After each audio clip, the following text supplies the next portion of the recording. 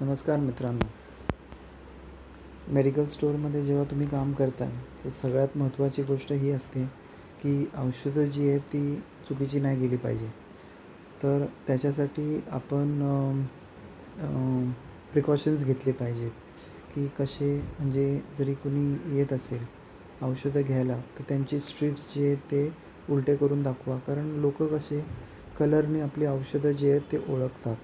त्याच्याऐवजी प्रिस्क्रिप्शन जेव्हा तुम्हाला येतो तर पूर्णपणे प्रिस्क्रिप्शनला वाचा.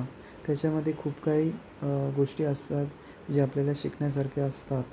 ज्याच्यामध्ये डोसेज आहे, त्याच्यामध्ये ड्युरेशन आहे आणि डॉक्टरचं जे स्पेशालिटी आहे त्याच्याहूनसुद्धा आपल्याला कळतं की कोणते औषधं असू शकतात.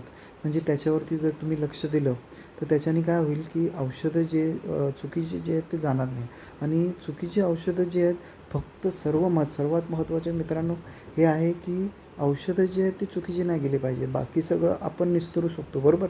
पैसे जास्त गेले किंवा काही झालं, पण हे कसं निस्तरणार हो, मला सांगा. तर त्याच्यामुळं ह्याच्यामध्ये पूर्ण काळजी घ्यायची आणि औषधं म्हणजे देताना पूर्ण आपलं लक्ष जे आहे ते त्याच्यामध्ये असलं पाहिजे. म्हणजे प्रिस्क्रिप्शन जेव्हा तुम्हाला येतं ना त्याच्यातले सर्वच तुम्ही वाचा, म्हणजे सर्वच.